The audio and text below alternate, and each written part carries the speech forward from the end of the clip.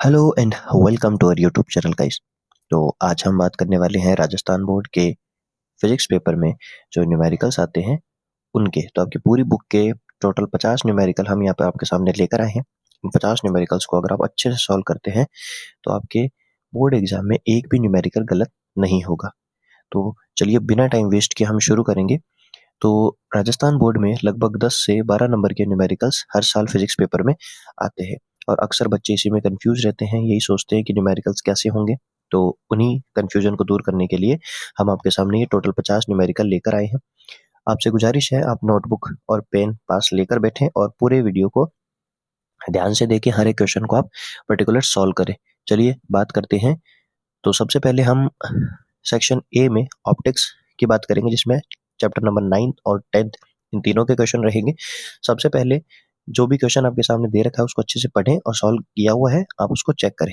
तो क्वेश्चन है, by convex lens has radius of curvature 10 centimetre and 15 centimetre, the refractive index of glass is 1.5, find its focal length in air. तो जब भी refractive index दे रखा हो और दो रेडियस दे रखी हो R1 R2, तो हमें लेंस मेकर फॉर्मूला यहाँ पर अप्लाई करना है। लेकिन इससे पहले आपको साइन कन्वेंशंस याद रखने होंगे। तो कॉन्वेक्स लेंस के लिए R1 हमेशा पॉजिटिव होता है और R2 हमेशा नेगेटिव होता है। ये आपके सामने फॉर्मूला दे रखा है, इस फॉर्मूले में वैल्यू पुट करेंगे तो आंसर यहाँ पर 12 सेंटीमीटर आ जाएगा। चलिए बात करते हैं अगले क्वेश्चन की। तो नेक्स्ट क्वेश्चन, ये जो क्वेश्चन है इस टाइप के 2 बार आपके एग्जाम में क्वेश्चन आ चुके हैं। तो ये चैप्टर नंबर 10 से है। यंग्स डबल स्लिट एक्सपेरिमेंट है, जिसमें स्लिट सेपरेशन दे रखी है, स्लिट के बीच की जो डिस्टेंस है वो हमें गिवन है, और फोर्थ ब्राइट फ्रिंज जो है वो सेंटर से 1.4 सेंटीमीटर दूर है। तो हमें फोकल लेंथ पता करनी है। इसमें एक इम्पॉर्टेंट बात यह है कि अगर आपको मिलीमीटर में जो वैल्यू दे रखी है वो हमेशा स्मॉल डी होगी, और मीटर में जो वैल्यू दे रखी है वो हमेशा कैपिटल डी, और जो वैल्यू सेंटीमीटर में गिवन है वो हमेशा एक्स एन होगा। और ये जो फोर्थ ब्राइट फ्रिंजेस पर भी आपको निकालना है वो एन होता है। तो फॉर्मूला यहाँ पर आपके सामने लिखा हुआ है। फॉर्मूला यहाँ होता है X N is equal to N lambda D upon D. N होता है कि कौन सी ब्राइट फ्रिंज निकालनी है, फोर्थ थर्ड जो भी ब्राइट फ्रिंज की पोजीशन है वो। लेमडा वेवलेंथ होता है। डी जो होता है कैपिटल डी, ये स्लिट और स्क्रीन के बीच की डिस्टेंस होती है। और बात करें स्मॉल डी की, तो ये स्लिट्स के बीच की सेपरेशन होती है। यहाँ पर क्वेश्चन पूरी तरीके से सॉल्व किया हुआ है, आप चेक कर सकते हैं। बात करें क्वेश्चन नंबर 3 की, तो थर्ड क्वेश्चन है यहाँ पर, small telescope has an objective focal length, यानी कि जो ऑब्जेक्टिव लेंस है उसकी फोकल लेंथ 192 सेंटीमीटर है और आईपीस लेंस की फोकल लेंथ यहाँ पर 8 सेंटीमीटर है। तो यहाँ पर ट्यूब लेंथ और मैग्नीफाइंग पावर यहाँ पर पता करनी है। तो सबसे पहले बात करें ट्यूब लेंथ की। तो जो ट्यूब लेंथ होती है, यानी कि जो लेंथ ऑफ टेलीस्कोप होता है वो L = FO + FE होता है। उसकी वैल्यू यहाँ पुट करनी है, आंसर आ जाएगा। याद रखना प्यारे बच्चों, टेलीस्कोप के लिए जो कॉन्वेक्स लेंस होता है उसमें फोकल लेंथ दोनों के लिए पॉजिटिव होती है। और बात करें मैग्नीफाइंग पावर की या मैग्निफिकेशन की, तो इसमें FO/FE जो जनरल कॉम्बिनेशन होता है, ये फॉर्मूला यहाँ पर अप्लाई करेंगे और ये आंसर आ जाएगा। याद रखना मैग्निफिकेशन की कोई यूनिट नहीं होती है। अब बढ़ते हैं अगले क्वेश्चन की ओर। तो क्वेश्चन नंबर 4 है यहाँ पर, converging lens has focal length. तो यहाँ पर एक कन्वर्जिंग लेंस दे रखा है। कमेंट सेक्शन में आप बताएं कि कन्वर्जिंग लेंस हम कॉनकेव लेंस को बोलते हैं, कॉन्वेक्स लेंस को बोलते हैं, जिसकी फोकल लेंथ यहाँ पर 25 सेंटीमीटर दे रखी है और उसको पानी में रख दिया जाए तो उसकी जो रिफ्रैक्टिव इंडेक्स है वो 1.5 हो जाएगा। अगर इसमें आपसे पूछा जाए कि जो नई फोकल लेंथ होगी वो कितनी होगी। क्वेश्चन कुछ ऐसे है कि किसी लेंस को एयर में रखते हैं तो उसकी फोकल लेंथ 25 सेंटीमीटर है, लेकिन उसको पानी में रख दिया जाए जिसका रिफ्रैक्टिव इंडेक्स हमें दे रखा है तो उसकी नई फोकल लेंथ कितनी होगी। तो यहाँ पर जो एयर में रखे हैं उसके कॉम्बिनेशन का एक फॉर्मूला बनेगा लेंस मेकर से, और यहाँ फिर सेकेंड स्टेप में जब उसको हमने पानी में रखा है तब उसका फॉर्मूला क्या होगा, दो इक्वेशन बनेगी, दोनों इक्वेशन को डिवाइड करेंगे तो जो वाटर के लिए जो फोकल लेंथ होगी लेंस की वो 100 सेंटीमीटर आ जाएगी। यहाँ पर भी आपको लेंस मेकर फॉर्मूला अप्लाई करना है, और लेंस मेकर फॉर्मूले में एक बात आपको जरूर से ध्यान रखनी है कि 1/f is equal to N2/N1 minus ये N2/N1 - 1। तो यहाँ पर, और यहाँ पर रेडियस होती है तो रेडियस की यहाँ कोई बात नहीं की गई है। याद रखें किसी भी मीडियम में लेंस को रखने पर उसकी रेडियस चेंज नहीं होती है, तो इसको आप K मान सकते हैं। बाकी N2 वो रिफ्रैक्टिव इंडेक्स होता है जहां लाइट जा रही है, और N1 जहां से लाइट आ रही है। तो दोनों इक्वेशन में या वैल्यू पुट करें और दोनों इक्वेशन को डिवाइड करें तो ये आंसर आ जाएगा। बात करें क्वेश्चन नंबर 5 की। ये क्वेश्चन इस साल के मॉडल पेपर में दे रखा है, आपका एनसीईआरटी का क्वेश्चन है। तो इसमें कह रखा है कि आपके पास 3 लेंस है L1, L2 और L3, तीनों की यहाँ पर फोकल लेंथ भी गिवन है और तीनों के बीच का सेपरेशन भी यहाँ पर गिवन है। ऑब्जेक्ट हमने रख दिया है 30 सेंटीमीटर पे, तो फाइनल इमेज जो L3 लेंस बनाएगा वो कहाँ पर बनाएगा, सोल्यूशन यहाँ पर आपके सामने लिखा हुआ है। बस इसमें एक बात का जरूर से ध्यान रखें कि जो फर्स्ट लेंस है L1 लेंस है, इसके लिए U की वैल्यू 30 होगी जो कि माइनस में होगी, और यहाँ पर F यहाँ पर गिवन है। लेकिन सेकंड लेंस के लिए जो V1 यहाँ पर जो पहले लेंस की जो इमेज होगी वो दूसरे लेंस के लिए ऑब्जेक्ट का काम करेगी, जिससे इसकी जो सेपरेशन होगी यानी कि जो U2 होगा, यानी कि सेकंड लेंस के लिए जो ऑब्जेक्ट डिस्टेंस होगी वो याद रखना 10 सेंटीमीटर आएगी। 10 क्यों आएगी, क्योंकि यहाँ से 5 सेंटीमीटर की डिस्टेंस तो ये है और इमेज जो बनने वाली है वो यहाँ बनेगी, तो ये जो डिस्टेंस है इसको हम ऑब्जेक्ट डिस्टेंस कहेंगे, क्योंकि पहले सरफेस की जो इमेज होती है वो सेकंड सरफेस के लिए ऑब्जेक्ट का काम करती है। बात करें अब अगले क्वेश्चंस की, तो क्वेश्चन नंबर 6, 7, 8 जो है वो इसी चैप्टर के हैं तीनों। आप तीनों क्वेश्चन को अच्छे से चेक कर सकते हैं। क्वेश्चन नंबर 7, कॉन्वेक्स लेंस है जिसके कॉनकेव लेंस के साथ कांटेक्ट में रखा हुआ है, तो आपको कॉम्बिनेशन फोकल लेंथ बतानी है और नेचर उसका पता करना है। तो फोकल लेंथ के लिए कॉम्बिनेशन का फॉर्मूला ये आपके सामने लिखा हुआ है, F120 प्लस का होगा क्योंकि कॉन्वेक्स लेंस के लिए प्लस होता है और कॉनकेव के लिए माइनस होता है, दोनों की वैल्यू पुट करेंगे। ओवरऑल आंसर अगर प्लस आता है तो कन्वर्जिंग है यानी कि कॉन्वेक्स लेंस है, और अगर ये माइनस आता तो कॉनकेव होता है, डाइवर्जिंग लेंस होता है। बात करें क्वेश्चन नंबर 7 की, इस टाइप के क्वेश्चन आपके एग्जाम में आते हैं। लाइट ऑफ वेवलेंथ 5000 एंगस्ट्रॉम जो है वो पानी में एंटर करती है, तो उसके लिए स्पीड और फ्रीक्वेंसी पता करेंगे। तो स्पीड का फॉर्मूला होता है C/N, N यहाँ पर रिफ्रैक्टिव इंडेक्स है, वैल्यू पुट करेंगे आंसर आ जाएगा। फ्रीक्वेंसी का फॉर्मूला होता है new is equal to C/λ, दोनों की वैल्यू यहाँ पर आपको पुट करनी है। हर एक फॉर्मूले को ध्यान से देखते हुए सॉल्व करें। बात करें क्वेश्चन नंबर 8 की, एनसीईआरटी का क्वेश्चन है, आपके एग्जाम में आया हुआ क्वेश्चन है। ऑब्जेक्टिव जो ऑब्जेक्ट डिस्टेंस है वो 2 है यहाँ पर, तो पहले इसके लिए सॉल्व करेंगे फिर इसके लिए सॉल्व करेंगे। दोनों कॉनकेव मिरर हैं तो दोनों की वैल्यू नेगेटिव होगी, आर की वैल्यू भी नेगेटिव होगी क्योंकि कॉनकेव मिरर के लिए सभी डिस्टेंसेस नेगेटिव होती है। आर की वैल्यू +15 दे रखी है, माइनस हो जाएगी, और फाइंड पोजीशन, तो मिरर फॉर्मूला आपको यहाँ पर यूज करना है। इसका आंसर आपके सामने लिखा हुआ है, आप इसको सॉल्व कर सकते हैं। बात करें क्वेश्चन नंबर 9 की, तो ये क्वेश्चन भी आपको इसी 10th चैप्टर से देखने को मिलेगा। 2 कोहेरेंट सोर्सेज जिनकी इंटेंसिटी का रेशियो दे रखा है 9:4, तो आपको मैक्सिमम और मिनिमम इंटेंसिटी का रेशियो फाइंड करना है। इसके लिए बड़ा इंपॉर्टेंट फॉर्मूला होता है, यह आपको रेशियो याद रखना है। यहाँ से अक्सर क्वेश्चन आते हैं कि intensity 1/2 is equal to A1/A2, और इनके भी स्क्वायर होते हैं। साथ में एक रेशियो और आपसे जनरली पूछा जाता है, β1/β2। तो यहाँ पर ये जो I1/I2 है यह रेशियो ऑफ इंटेंसिटी है, A1/A2, और ये इनका स्क्वायर जो है वो एम्पलीट्यूड्स का रेशियो है, और ये जो है इसको हम फ्रिंज विड्थ बोलते हैं। इसको आप W1 W2 से भी कई बार रिप्रेजेंट होते हुए देखते हैं। तो यहाँ पर अगर आपको I1 और I2 दे रखा है तो आपको A1 A2 कैसे मिलेगा, यहाँ से स्क्वायर हटाएंगे, इसके ऊपर रूट लगेगा, तो यहाँ पे 9/4 पे रूट लगेगा तो ये 3/2 आ जाएगा। अब मिनिमम और मैक्सिमम इंटेंसिटी का रेशियो निकालना है, तो जो मैक्सिमम इंटेंसिटी होती है उसका फॉर्मूला होता है A1 + A2 का होल स्क्वायर, और जो मिनिमम होती है उसका होता है A1 - A2 का होल स्क्वायर। तो A1 और A2 की वैल्यू पुट करेंगे तो यहाँ पर मिनिमम और मैक्सिमम इंटेंसिटी का रेशियो आपके सामने 25:1 आ जाएगा। बात करें क्वेश्चन नंबर 10 की, 2 पोलराइड्स हैं, जो कि ये क्वेश्चन मेलस लॉ से है। 2 पोलराइड्स एट 45 डिग्री, और इंसिडेंट इंटेंसिटी हमें I0 दे रखी है, हमें इमर्जिंग इंटेंसिटी यानी कि जो आउटपुट इंटेंसिटी है वो फाइंड करनी है। तो मेलस लॉ हमें कहता है कि I = I0 cos square theta. तो यहाँ पे जो फर्स्ट पोलराइड हमने यूज कर रखा है, तो इस फर्स्ट पोलराइड से अगर यहाँ से देखो I0 अगर इंटेंसिटी है तो किसी भी पोलराइड से पास करने के बाद वो इंटेंसिटी उसकी हाफ हो जाती है। तो सेकंड पोलराइड के लिए जो इंटेंसिटी होगी वो I0/2 हो जाएगी। तो ये तो फर्स्ट पोलराइड के लिए हो गई, और सेकंड वाले के लिए कितनी हो जाएगी, I0/2, और एंगल कितना दे रखा है 45, इसमें वैल्यू पुट करेंगे तो I0/4 यहाँ पर अपने पास आंसर आ जाएगा। बात करें अब क्वेश्चन नंबर 11 की, तो radius of curvature of concave mirror दे रखा है और फोकल लेंथ यहाँ पर फाइंड करनी है। तो कॉनकेव मिरर के लिए जो रेडियस होती है वो नेगेटिव होती है, तो फोकल लेंथ भी यहाँ पर नेगेटिव आएगी। बाकी इस क्वेश्चन में आप साइन कन्वेंशन नहीं भी यूज करेंगे तो आपका ये क्वेश्चन गलत नहीं होगा। चलिए बात करते हैं अब क्वेश्चन 12 की।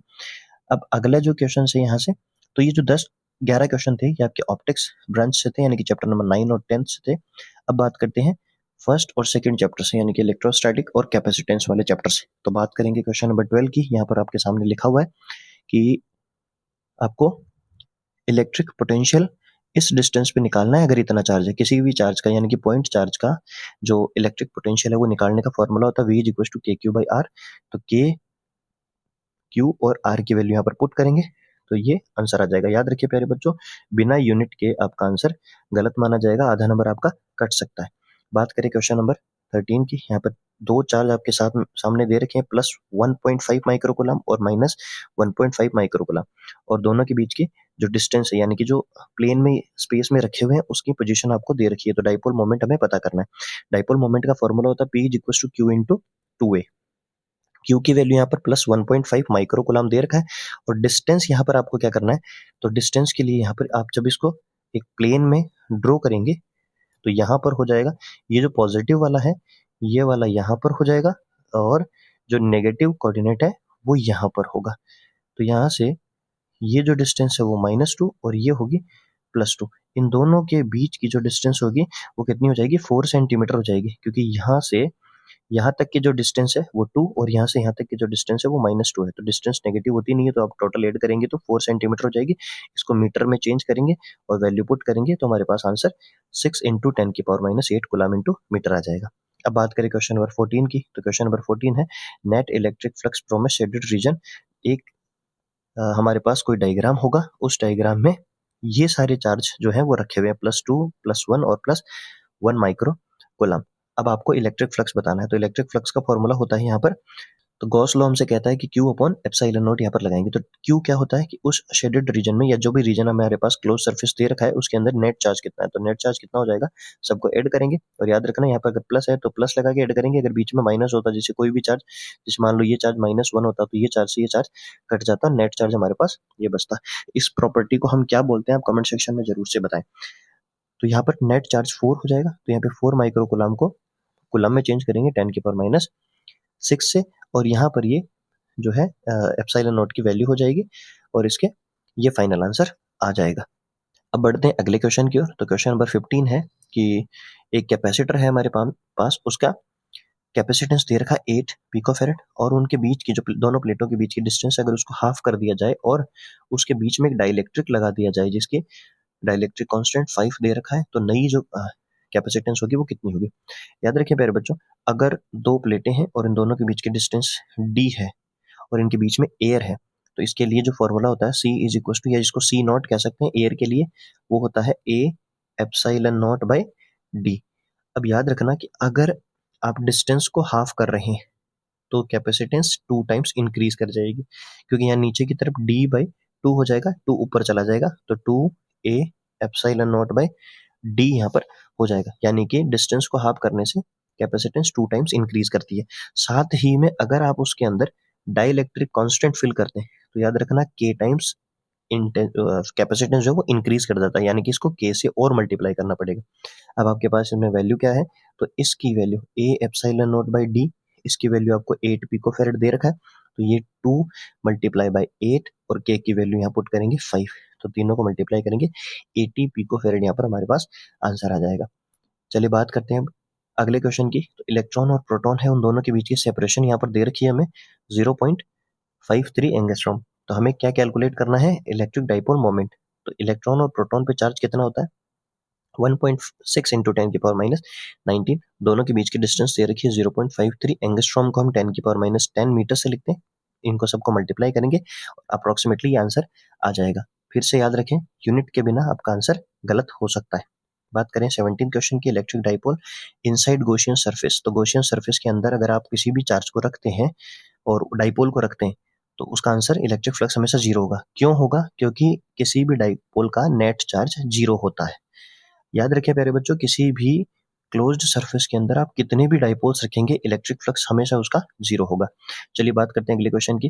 तो चार्ज आपके पास एक 1 कूलम दे रखा है, इसको सेंटर ऑफ क्यूब पे रखा हुआ है, तो फ्लक्स थ्रू 1 सरफेस पता करना है। तो इसमें क्या होगा कि अगर आपके पास एक क्लोज सरफेस है, उसके सेंटर पे, क्यूब के सेंटर पे अगर एक चार्ज रखा हुआ है, तो पूरे इस क्यूब से जो फ्लक्स पास होगा वो होगा Q अपॉन एप्सिलॉन नॉट, और चार्ज की वैल्यू 1 दे रखी है तो 1 अपॉन एप्सिलॉन नॉट होगा।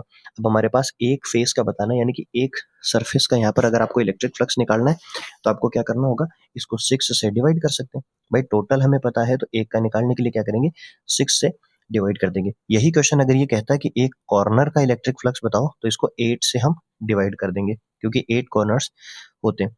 बात करें क्वेश्चन नंबर 19 की, तो क्वेश्चन नंबर 19 यहाँ से आप पढ़ सकते हैं, क्या लिखा है कि 10 माइक्रोफेरेड जो कैपेसिटर है उनकी पैरेलल कॉम्बिनेशन कर रखा है, और बाद में सी जो है यहाँ पर वो सीरीज में लगा रखा है, और इक्विवेलेंट कैपेसिटेंस जो है वो 15 माइक्रोफेरेड है। तो यहाँ पर सी की वैल्यू फाइंड कर सकते हैं। मतलब कुछ इस तरीके का ये क्वेश्चन है। यहाँ पर 2 पैरेलल और एक सीरीज में यहाँ पर हमने लगा रखा है।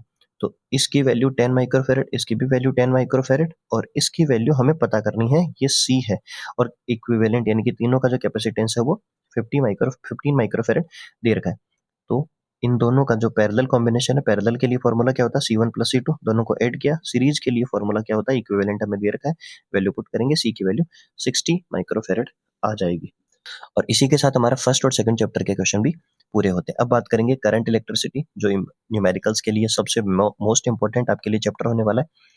अब बात करते हैं अगले क्वेश्चन की। तो बैलेंस्ड कंडीशन के लिए R1, R2, R4 आपके पास दे रखा है व्हीट स्टोन के लिए, और R3 की वैल्यू फाइंड करनी है। तो बैलेंस्ड कंडीशन के लिए R1 upon R2 is equal to R3 upon R4 होता है। वैल्यू पुट करेंगे, R3 की वैल्यू 2 ओम आ जाएगी। बात करें अगले क्वेश्चन की, तो अगले क्वेश्चन में कहा गया है कि इनकमिंग करंट, जो एंटरिंग करंट है वो इतना है, और आउटगोइंग करंट 1 एम्पियर है, तो करंट फाइंड करो। यानी कि आपके सामने कुछ ऐसा डायग्राम होगा, ये करंट आ रहा है, ये भी करंट आ रहा है, और यहाँ से ये करंट जा रहा है, और ये हो जाएगा आई। तो ये आई हो गया। आउटगोइंग करंट यहाँ पे 1 दे रखा है, और ये एंटरिंग करंट है तो 1.2, और ये 0.7 दे रखा है। तो याद रखें कि केसीएल में जब भी कोई करंट आता है तो उसको प्लस करते हैं, और जो करंट आउटगोइंग होता है उसको माइनस करते हैं, और इससे हमारे पास नेट आंसर आ जाएगा।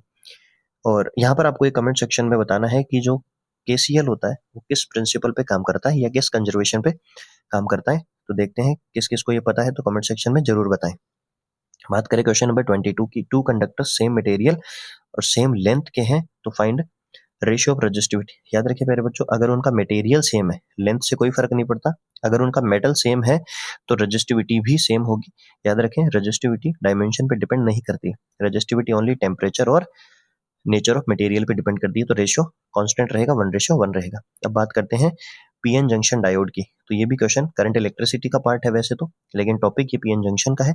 तो इसमें आपको वोल्टेज दे रखा है कि एंड्स का जो वोल्टेज है 5 और -1 वोल्ट है, और रेजिस्टेंस इतना दे रखा है। करंट फाइंड करेंगे, तो करंट का फॉर्मूला I = V/R होता है। तो रिजल्टेंट वोल्टेज कितना होगा, तो इसको आप माइनस करेंगे, तो यहाँ पे 6 वोल्टेज हो जाएगा, और 6 अपॉन इसको डिवाइड करेंगे, तो अप्रोक्सीमेटली आंसर आपके सामने लिखा हुआ है। चलिए बात करते हैं अगले क्वेश्चन की। तो यहाँ पर अगले क्वेश्चन में आपके सामने ओम्स लॉ से ही न्यूमेरिकल है, फाइंड रेजिस्टेंस VI ग्राफ, जिसका नेट वोल्टेज आपको दे रखा है और नेट करंट दे रखा है। तो R = V/I हो जाएगा। ये आपके पास करेक्ट आंसर हो जाएगा। क्वेश्चन नंबर 25 बहुत ही इंपॉर्टेंट क्वेश्चन है, एग्जाम में 2022 और 2016 यहाँ से 2-3 बार क्वेश्चन आ चुका है।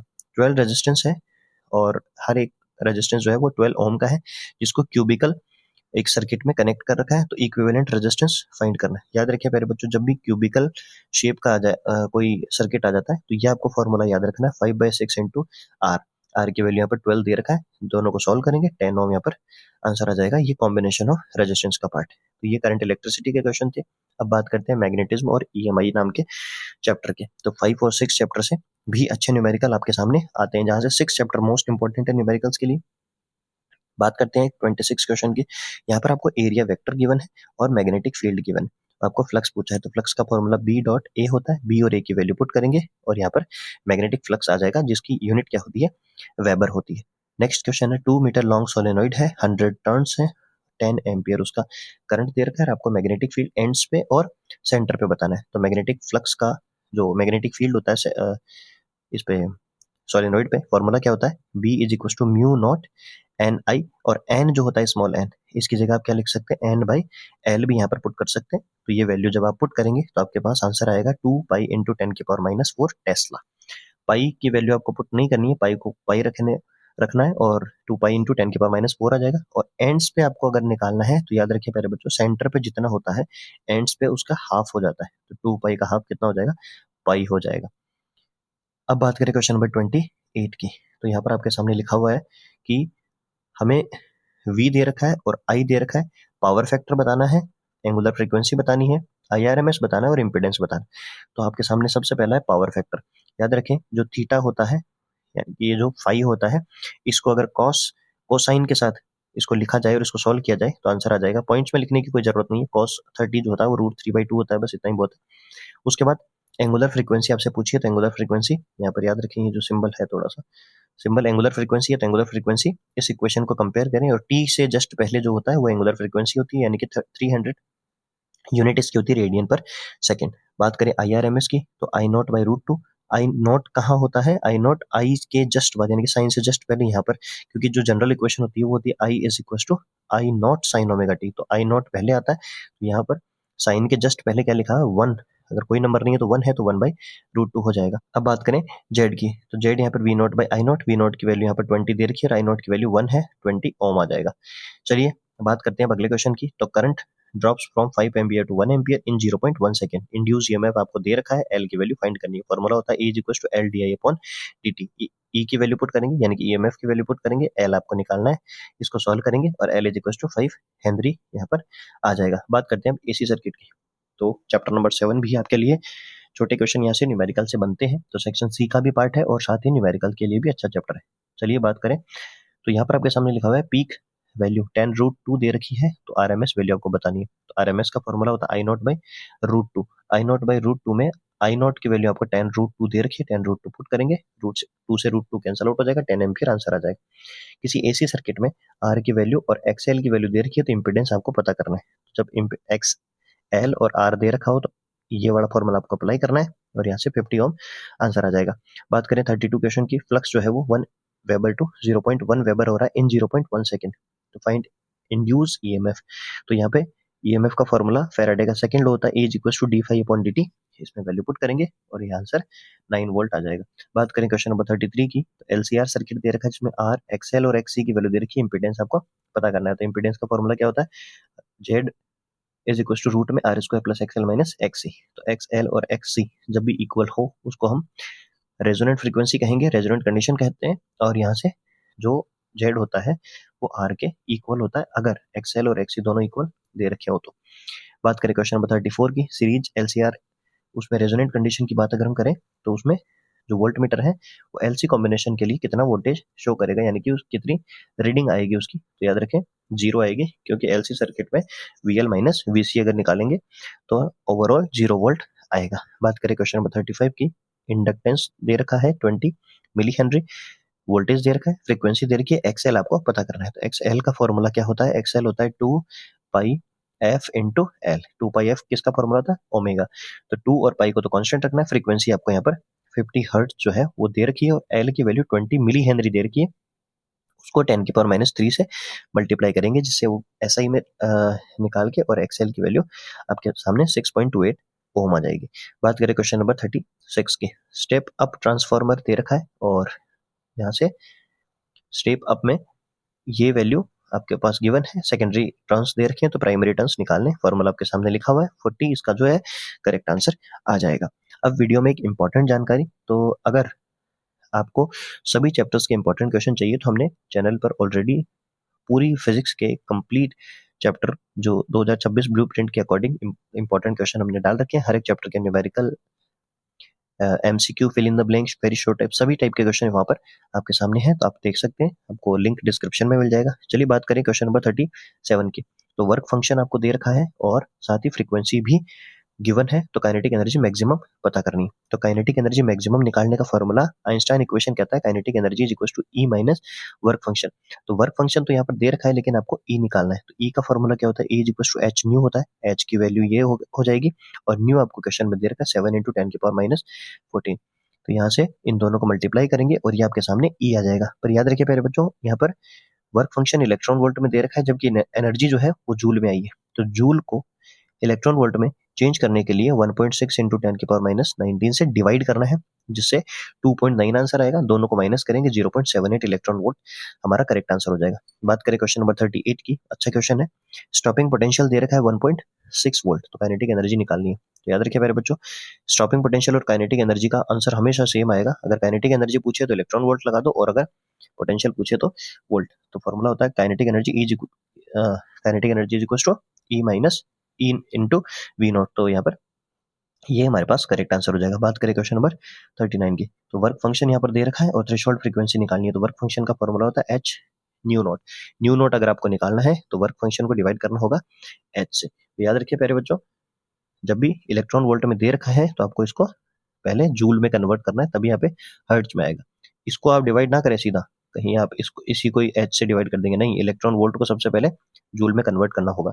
बात करें क्वेश्चन नंबर 40 की, तो सोर्स की जो फ्रीक्वेंसी है वो दे रखी है और यहाँ पर पावर आपको दे रखी है, नंबर ऑफ फोटॉन्स निकालने। तो E equal to H nu होता है, यहाँ पे सबसे पहले आपको ई निकालना होगा, फिर इसमें वैल्यू पुट करेंगे। भाई आपके सामने फॉर्मूला क्या होता है, P is equal to N E होता है। P यहाँ पर पावर होती है, N नंबर ऑफ फोटॉन्स होते हैं, E एनर्जी होती है। तो यहाँ पे P आपके सामने गिवन है, ये रहा जूल पर सेकंड। तो पावर यहाँ पर दे रखी है, E निकालने का formula E is equal to H nu होता है। न्यू की वैल्यू ये आपके सामने दे रखी है, इसको सॉल्व करेंगे और ये आंसर आ जाएगा। चलिए बात करते हैं एटम और न्यूक्लियाई चैप्टर के इंपॉर्टेंट क्वेश्चन की। तो क्वेश्चन नंबर 41 है आपके सामने कि हाइड्रोजन एटम के ग्राउंड स्टेट की जो है वो रेडियस दे रखी है 5.3 इंटू 10 की पावर माइनस 11 और रेडियस उसकी बतानी है N2 और N3 की। तो यहाँ से फॉर्मूला जो होता है वो होता है R naught R N is equal to R N is equal to R naught N square. R naught क्या होता है, ग्राउंड स्टेट की जो रेडियस होती है यानी कि 5.3 इंटू 10 की पावर माइनस 11 के आर नॉट रखना है, N1 और N2 की यहाँ पर वैल्यू पुट करेंगे तो आपके सामने आंसर लिखा हुआ चेक कर सकते हैं।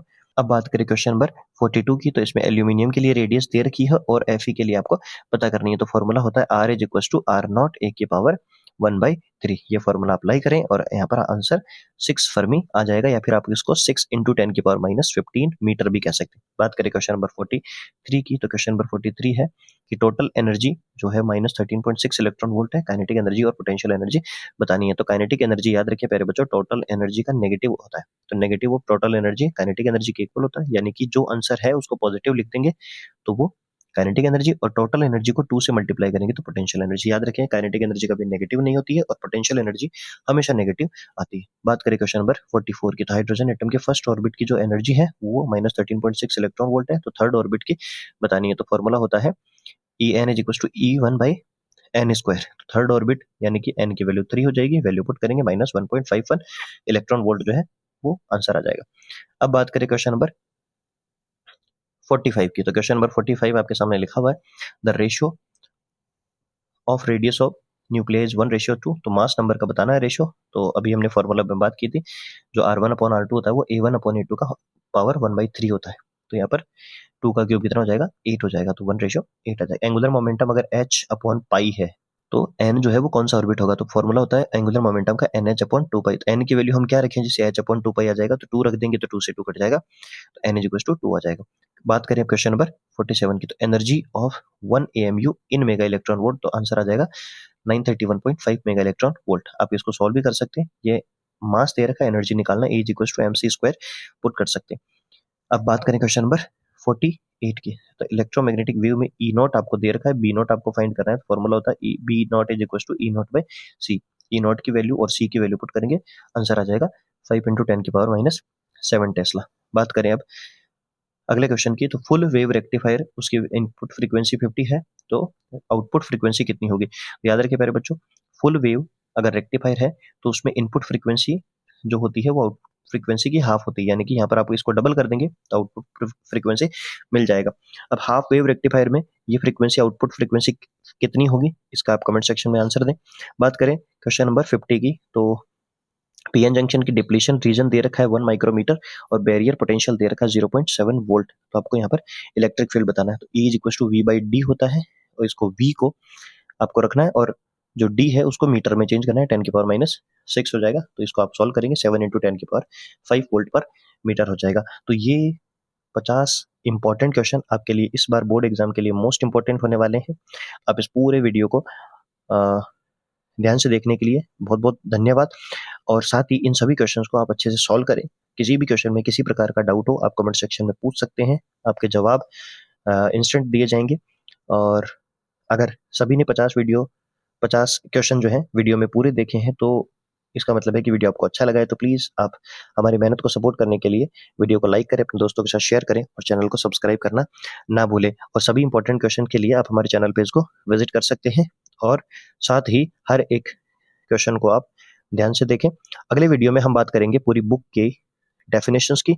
तब तक के लिए मिलते हैं अगले वीडियो में। Good bye, best of luck.